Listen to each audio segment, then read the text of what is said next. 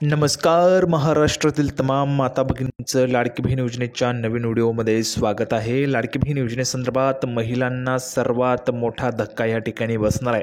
पाहू शकता बघा, 2100 रुपये देताना सरकारचे नवीन नियम ह्या ठिकाणी लागू असतील. नवीन नियम जे ते लागू केले जाण्याची ह्या ठिकाणी शक्यता आहे. 2100 रुपयांचा हप्ता तुम्हाला आता वाटप होणार आहे. तर तो हप्ता देत असताना ह्या ठिकाणी नवीन जे काही नियम आहेत ते महिलांसाठी लागू केले जाणार आहेत. तर ते कोणते नियम आहेत ते आपण ह्या व्हिडिओमध्ये पाहणार आहोत. त्यासाठी सर्वांनी व्हिडिओला शेवटपर्यंत पाहायचं आहे. सर्वांनी लगेच व्हिडिओला लाईक करा आणि चॅनलला पण सर्वांनी सबस्क्राईब करून घ्या. लाडकी बहीण योजनेच्या छोट्यातली छोटी आणि मोठ्यातली मोठी अपडेट सर्वात अगोदर आपल्या चॅनलवर आपल्याला पाहायला मिळते. त्यासाठी सर्वांनी लगेच व्हिडिओला लाईक करा आणि चॅनलला पण सर्वांनी सबस्क्राईब करून घ्या. तर बघा, सरकारचे नवीन नियम काय आहेत, कोणते नियम ह्या ठिकाणी सरकार 2100 रुपये देत असताना लागू करणार आहे ते आपण ह्या ठिकाणी पाहणार आहोत. तर लगेचच थोडाही वेळ वाया न घालवता लगेच आपण व्हिडिओला सुरुवात करूया आणि संपूर्ण माहिती पाहूया. तर बघा, लाडकी बहीण योजनेसंदर्भात संपूर्ण माहिती आपण पाहत आहोत. लाडक्या बहिणींना 2100 रुपये देताना सरकारचे नवीन नियम. बघा, 2100 रुपये देत असताना सरकारचे नवीन नियम असणार आहेत. तर लोकसभा निवडणुकीत महाराष्ट्रात पुन्हा महायुतीच्या सरकारने झालेल्या पराभवानंतर उभारी घेण्यासाठी महत्त्वाचा निर्णय घेतला. लाडकी बहीण योजना विधिमंडळाच्या पावसाळी अधिवेशनात मुख्यमंत्री एकनाथजी शिंदेसाहेब यांनी लागू केली. म्हणजेच अंतरिम अर्थसंकल्पामध्ये त्या ठिकाणी लाडकी बहीण योजनेचा समावेश करण्यात आलेला होता. दरमहा महिलांना 1500 रुपये देण्याचा निर्णय या योजनेच्या माध्यमातून महायुतीच्या सरकारने घेतला. विशेष म्हणजे महायुतीसाठी ही योजना इतकी प्रभावी ठरली की महायुतीला महाराष्ट्र विधानसभा निवडणुकीत घवघवीत यश मिळाले. मात्र आता महिलांना 2100 रुपयांची प्रतीक्षा आहे. बघा, भरपूर महिला 2100 रुपयांची वाट पाहत आहेत. कारण दरमहा महिलांना त्या ठिकाणी पैसे मिळत असताना जवळपास 2 महिन्यांपासून महिलांना पैसे मिळालेले नाहीत. त्यामुळे महिला पुढचा हप्ता केव्हा मिळणार याची प्रतीक्षा महिलांना लागलेली आहे. तर महिलांना 2100 रुपये देण्याची घोषणा महायुतीचे सरकार पुन्हा राज्यात आल्यास करण्यात आली होती. परंतु आता हेच सरकार काही निकषांच्या आधारे 2100 रुपये देताना पडताळणी करणार असून त्यानंतरच महिलांच्या खात्यात पैसे जमा करणार आहे. तर बघा, महिलांच्या खात्यात मुख्यमंत्री लाडकी बहीण योजनेच्या माध्यमातून मिळणारी रक्कम ही थेट जमा होत असल्याने महिलांमध्ये आता आनंदाचे वातावरण होते.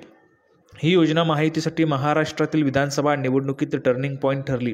या योजनेमुळे महायुतीला लोकसभेला पाठ फिरवलेल्या जनतेला पुन्हा सत्तेच्या बाकावर बसवले. पण अद्याप राज्यात सरकार स्थापन झालेले नाही. तसेच महिलाही 2100 रुपये खात्यात कधी जमा होणार, म्हणजेच महायुती सरकारने निवडणुकीपूर्वी सुरू केलेल्या योजनेतील 6व्या हप्त्याची महिलांना प्रतीक्षा लागून राहिली आहे. योजनेबाबत राजकीय वर्तुळासह सर्वसामान्यांमध्ये चर्चा देखील यात सुरू आहे. दरम्यान मतदान 20 नोव्हेंबर रोजी झाले असून मतदानाचा निकाल 23 नोव्हेंबर रोजी जाहीर झाला.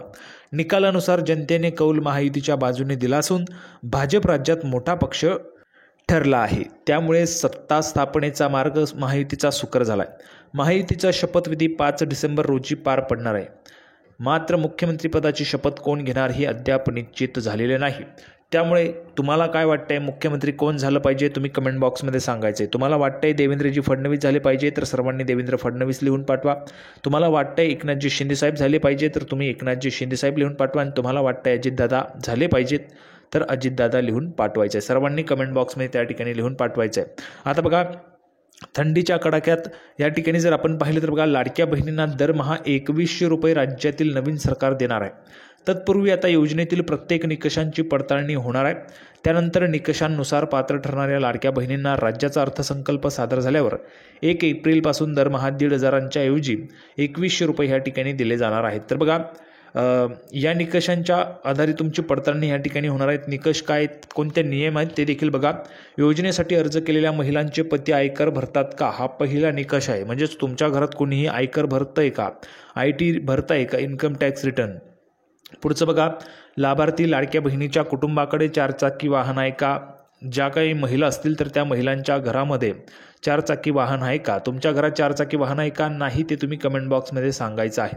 पुढे बघा, एकाच कुटुंबातील 2 पेक्षा अधिक महिलांनी अर्ज केलेले आहेत का. एकाच कुटुंबातील बघा 2 पेक्षा अधिक महिलांनी अर्ज केलेले आहे का ते देखील आता तपासलं जाणार आहे.